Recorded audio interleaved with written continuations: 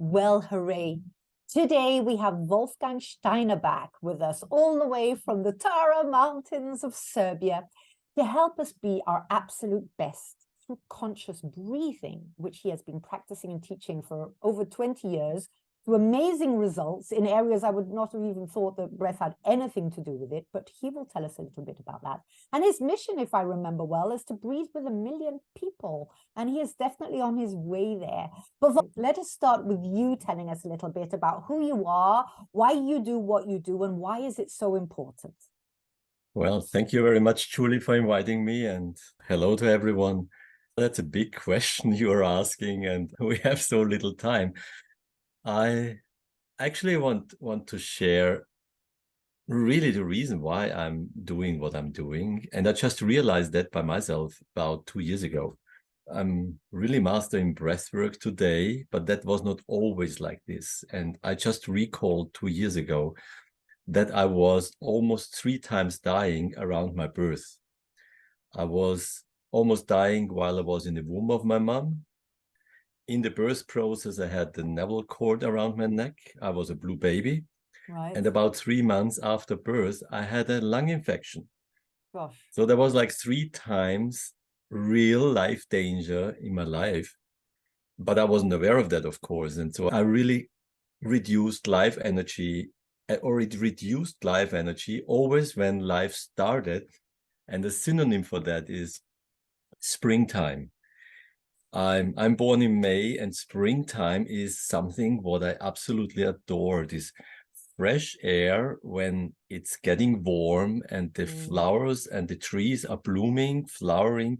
This is for me the most exciting time when life starts. Yeah. Life comes into the world, and this is the springtime.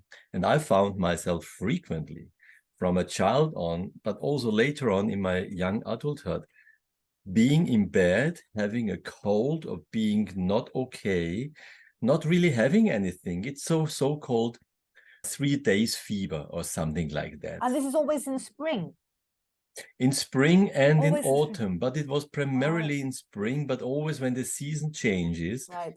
Which is really about breathing through. It's a very stressful time for our bodies, but specifically spring, when there is the pollen, Yes. when the seeds are flying around. So The actually when allergies. everything is about nourishing and giving birth to life, in this moment I was very stressed. And I did that until I was 33, when I started actually breathing consciously. And with this breathing through and the conscious breath, my life changed, and I hardly was sick ever since then. I mean, we hear more and more about the breath. I think it's probably the most underrated of all of our functions. I mean, breath is the one thing that we cannot do without for more than, what is it? I don't know, 5 minutes at the absolute most, probably less. Whereas, you know, of course, we need food, but we don't die immediately. We need water, but we don't die immediately. Whereas breath really is life. And how many of us even are aware, you know, because conscious breathing, what is conscious breathing then? I mean, I want to go to the breath. The breath, breathing is a function in our body which has a very specific quality. We cannot forget to breathe. This is happening, and that is wonderful. So we are breathing all the time from our birth until the last breath. So, but what is the breath? That this is nothing different than the blood flow or the nerve system. There is some triggers, there is reflexes, but the breath we can also take over consciously, and I can take a conscious breath now by taking an inhale. So I can do that like no other function in my body. I cannot change my blood flow like this, but through the breath, I can impact my blood flow. I can impact my nervous system. I can impact my reflexes. So the breath is therefore such a significant function in our body, because it either reflects the sympathetic nervous system and it reflects the parasympathetic nervous system, depending on if we go to the unconscious way of breathing, or we go to the conscious way of breathing. Maybe And explain what the parasympathetic and explain maybe to the audience what that is in case they yes, don't of know. course. Yeah. I mean, there is an activating and a relaxing part in our body, Right. and they are represented by our nervous system, which have the ability of relaxing or being active. And in these two, and both are equally right. There is no better or worse. The activating is really for all the activation, managing stress. Just a picture in the past, we were in our tribe and suddenly a danger occurred. Like, let's say a tiger occurred, just as or a lion. Yeah. I mean, in this moment, we got active and we fight or run. Right. So these were the activating reflexes. And when the danger is over, it's about to calm down and to recover. And this is the parasympathetic activities. Right. And they need to be balanced. And that's what we call, isn't it? What's the flight, fright, freeze is the one, and exactly. then rest and digest is the other, right? Yes. So Just the fight, flight, and important. freeze are in our brainstem. They are reflexes. They are activated by the oldest part of our brain. And these we can only access when we are really becoming consciously. And through our breath, we can connect to these parts. And actually, they are connected to the amygdala, which is our fear center. There is the fear steering in our brain. Yeah. And when we want to change our fear reflexes, which are very often overreacting, yes, then we have to find a way how to impact our sympathetic, parasympathetic nervous system. And through them, we recalibrate our breath level. That is basically 2 is measured. And we have to inhale when too much CO2 gets in our blood. And through this mechanism, we have an impact on our amygdala, which really is different in size the more or less fear we experience. And if I understand well, I mean, that's what I found absolutely fascinating, is that basically what you were talking about, that thing there is basically it's our survival, right? If we hadn't had that and didn't have that inbuilt reflex to run like the wind to get away from the tiger, our species would not have survived. So basically, it is a survival thing. But if I understand well, the biggest problem in our society is obviously it has evolved or not evolved, it has developed technically, etc., at such a high speed that our body functions have not adapted to that. And what before was a life and death threat, as in the tiger arriving, nowadays that fear trigger goes off for everything, for too much work, for worried about a presentation, about the child not doing well at school. I mean, that we are overloaded. That sort of panic trigger goes off all the time, which is leading to these, I believe, all these medical issues that we have as well, with burnout, definitely. So if we have the ability to actually consciously then impact that and turn it off, then is it like turning it off then through breath, or at least calming it down? It is more calming down, because it's not a wrong thing. It's not about to switch it off.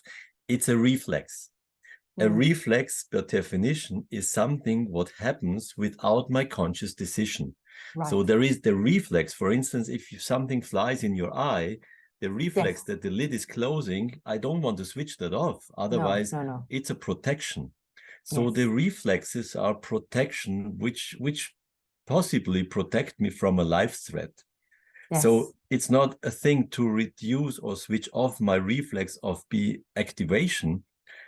The focus from my perspective, and this is where my work is focusing on, is to find time for the recovery. Right. Okay.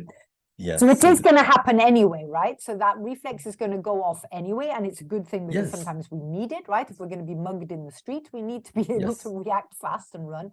But it's to at least be able to recover and calm our body down in a faster way.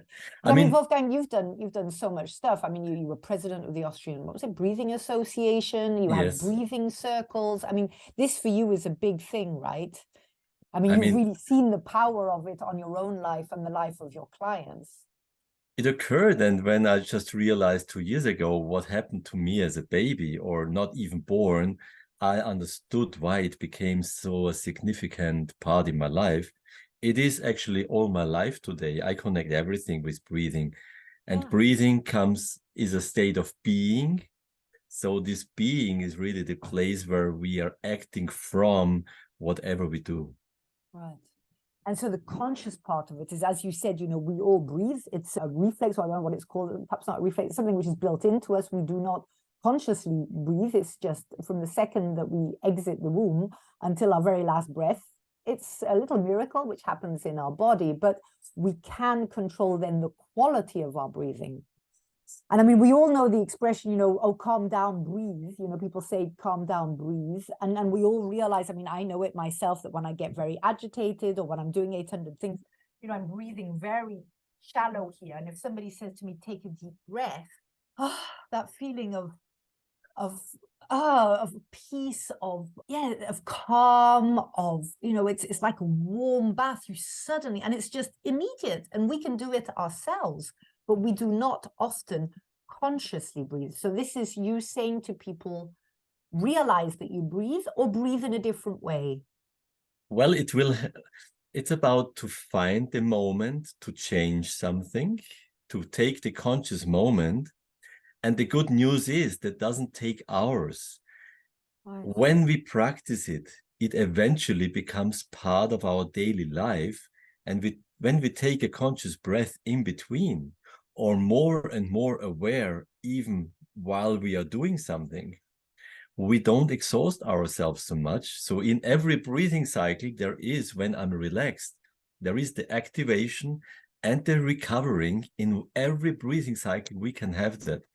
Only when we are more in stress, we are permanently actively inhaling and actively exhaling. That is where the exhaustion comes from.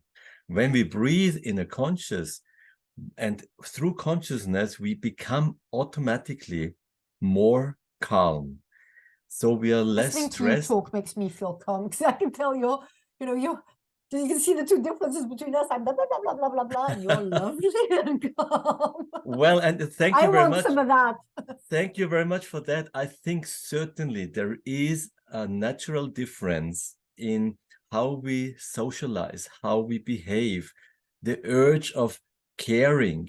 I mean, I'm not saying it's like this is a man, this is a woman, but the female and the masculine part represent in the breath. The masculine part is this inhale, and this is not about a man and woman. The activation, this masculine quality, is in the inhale, and the feminine quality is in the exhale.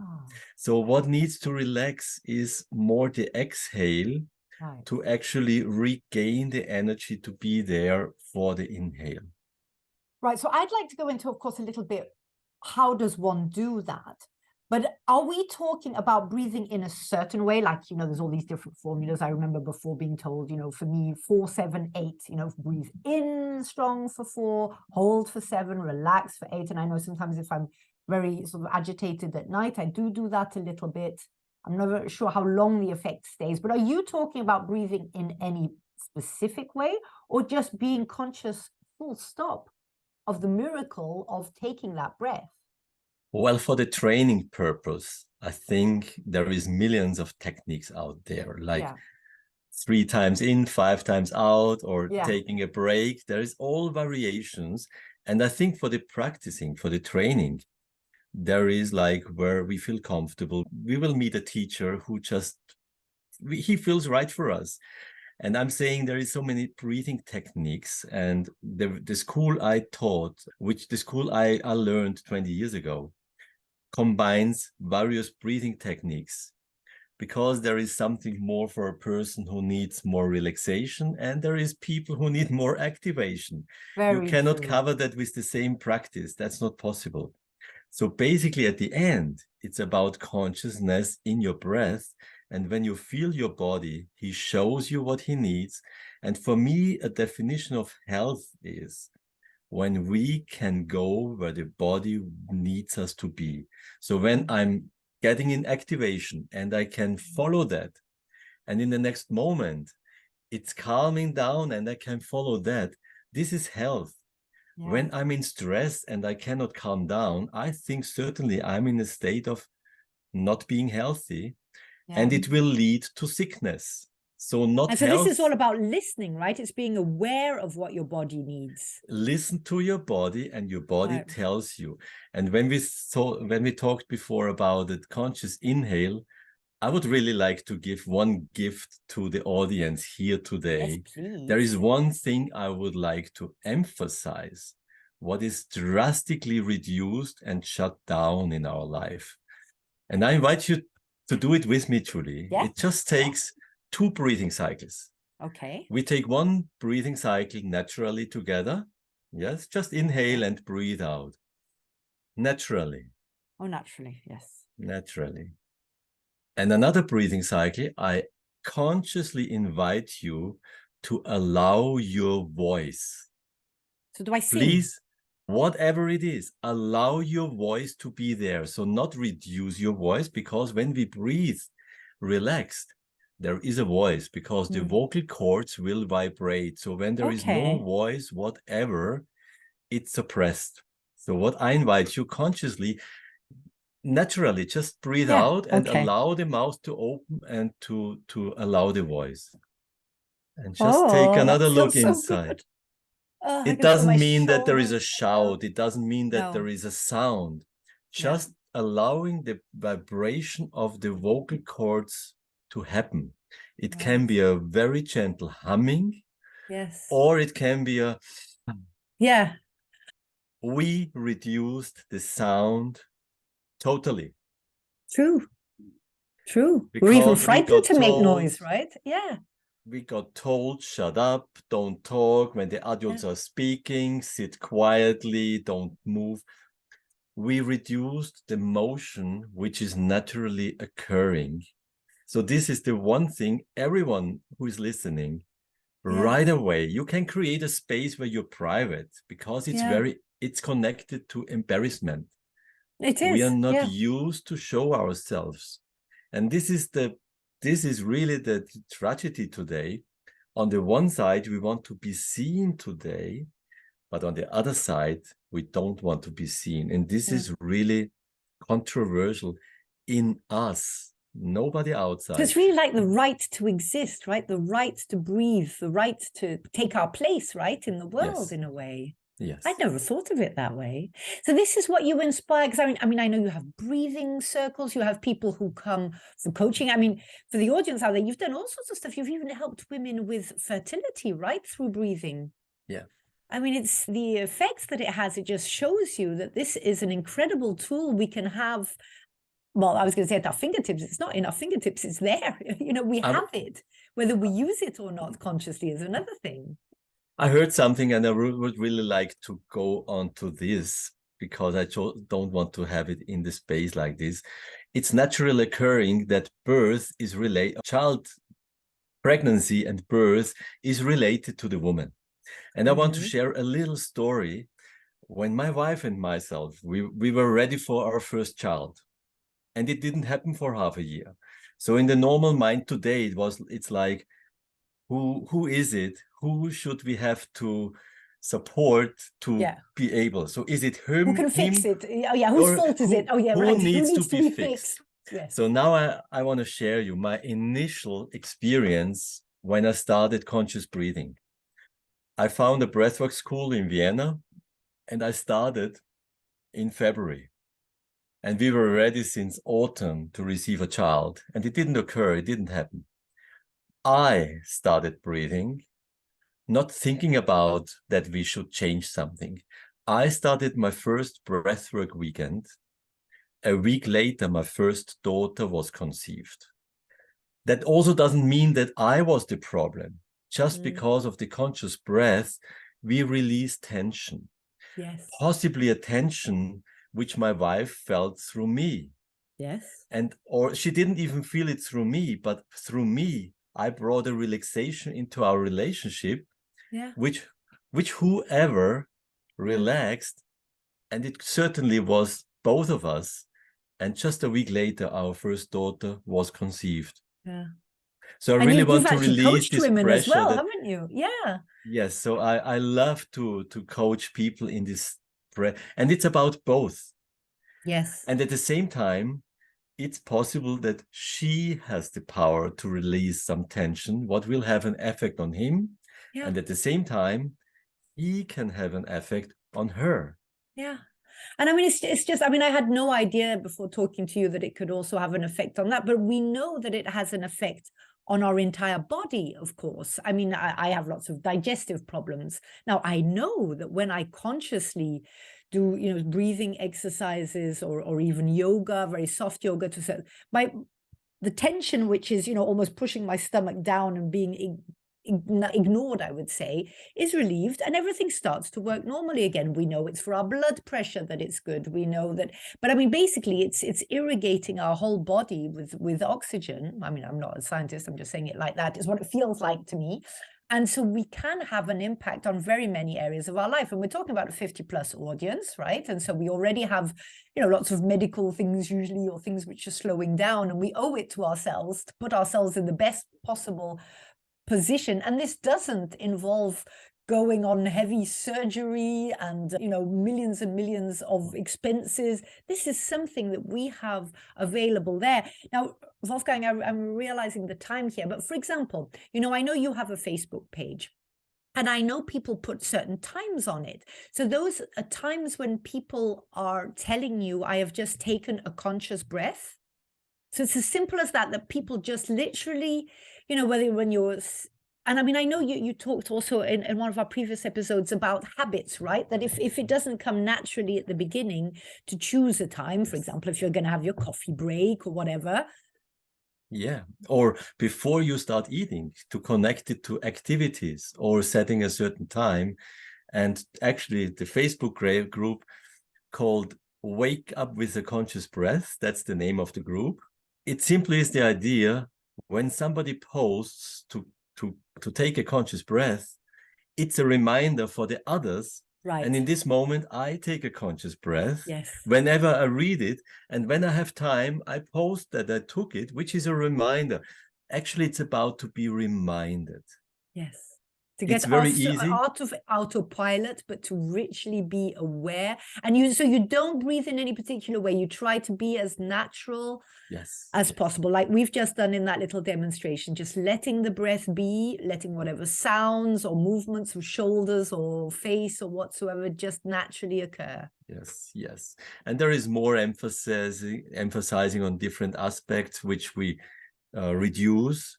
So I bring that in the coaching to have a look at something like that or like that, which also comes more out of intuition than out of a program. I'm aware of that, but it's not always the same, and I create it in the program. And where we practice that is in the breathing circle, which is like a every Saturday program. It's online on Zoom. Okay. And yes, I'm making my life coaching, and there is something very exciting. It's brand new. I just have to share it with you. Please. Breathwork 509. I was in India and I experienced one of the most exciting breathwork sessions in a group in room 509 in a hotel in Mumbai. And it brought me back with a mission to bring this room 509, what means to breathe with a group of about 20 people anywhere in the world. Right. I'm open. If somebody calls me, I'm committed once a month to go to one place in the world and breathe with you. Oh my goodness. That's brand new. If you would have asked me 2 weeks ago, I would say, what do you want? I don't need to travel. But I got the mission. It's supporting my mission about breathing with 1 million people. Right. And so getting out there. So what do people need to do? But so we need to create groups of 20 and then we invite you over, or how does it work? Yes, exactly. If So there is over a the whole group of world. Yes, wherever you are. My mission is to be in 7 months, in 7 countries, on 7 continents. Oh, wow. So literally, wherever you're watching, I invite That's you exciting. to let me know, and I'm committed to come to you. Okay, so all we need is to find 20 people, and this is, in person, right? Not online. So find 20 people that you invite over. Yeah. There is a place where Oh. we can breathe consciously online. I do that since 4 years. I started this because I live in the mountains in Serbia. I started this before pandemic because that was the way I could connect. And now I made a very deep experience on making this work live again. Right. So that's and a so calling. How long is the session? I'm me, I'm a super practical person. So I'm busy thinking around, okay, right, I'd better claim the spot for Holland and, get my 20 people together. How long do you do this for? Well, this is a weekend. Okay. This is a weekend because people might meet they've never met. So it's about to come together, to get to know each other, and then to work together for a day and to close it up for half a day. So it's Friday evening to Sunday lunchtime. Okay, so you need to find a spot as well. Yes, it's a place. Well, the requirement for a spot is very easy. It's just an empty place with a nice wooden floor and the sound music possibility to play music. Fantastic. Well, we're going to work on that, right? We've got 3 minutes left. Give us 3 tips. 3 tips. I mean, summarize a little bit of what you've just said so far. So, I mean, it sounds absolutely fascinating. And I mean, this isn't the first time that I've had you on the program. I believe it's actually the 4th. So you can tell how passionate I am about this. And also because I experience it firsthand. The power of the breath to reconnect with myself, to feel, physical fear or anxiety. I don't know, lots of us women in menopause, we go through this sort of anxiety for some reason. I find the breathing really does calm me down. It helps me reconnect with myself. It helps me rationalize. It helps me sleep. It helps me digest. I mean, I'm very far from being where you are, but it's certainly something that I'm very happy to promote here. And I'm very curious about your 509, and let's see if we can make it work here. But let us give us, for people, I will put in the show notes, of course, how they can get hold of you. Wolfgang is extremely accessible, and he has this fabulous Facebook group. He has loads of stuff. Give us 3 tips that the audience can put into practice right now. Yeah. Well, the first practical tip is to pause sometimes consciously to take a break, a moment, and you can connect it with something. This is my second practical tip. Any disturbance is a call into the moment. Ooh. So if there is anything you would normally say, what's that? I don't like it. Take this as a moment of coming back into, oh, where I am, what happened, and in this moment, pause. And the third practical tip, in this moment, take a conscious breath. And your life will shift 180 degrees. Unbelievable. They should teach this at school, Wolfgang. I hope they will. You know what the exciting thing is? I just got invited to Zambia in Africa. And a friend of mine, he made a program in a school teaching the teachers for a new curriculum. Yeah. And he shared with me that he was invited by the Zambian government ministry. They realized what an impact they had to change that into the entire education system. And you must just imagine, we talk about, and there it's happening. Goodness. And what he shared with me, what's number 1 in the morning before the start? To take a conscious breath. Just breath. Beautiful. But I mean, it's true, now thankfully schools have started doing mindfulness and things like that. But the breath, imagine if you knew what you now know and what you're telling us now right from the beginning. It's your ally. It's how you can help yourself. It's how you can be your best. It's how you can cope with things. When we breathe, and we're not in that reacting mode, we say what we really believe. We don't go and do horrible things which we regret afterwards. It influences everything. Wolfgang, thank you very, very much. You're welcome back, as you know very well, whenever you want. Please make sure I have all your details, and which I will put in the show notes. Well done on this Breathing 509. So 7 months for 7 continents. Well, hopefully, I have listeners all over the world. I hope you manage to do that. And I certainly, from my side, will see, how I'll get in touch with you about how exactly it works, etc., and see what I can set up from this part. So then I claim Europe, right? depends. You've got lots of continents. There are lots of countries in you know, on this continent. Yeah. Thank you very much. Good luck with your mission. Continue inspiring and helping us. I shall remember exactly on your Facebook page to also post, because I see people and I think, yes, but I should also post more often. So I shall start doing that. And for the rest of you out there, this is a very strong and powerful tool to really make a difference. So why wait? Let's start now. Thank you, and speak to you all again this time next week. Thank you very much.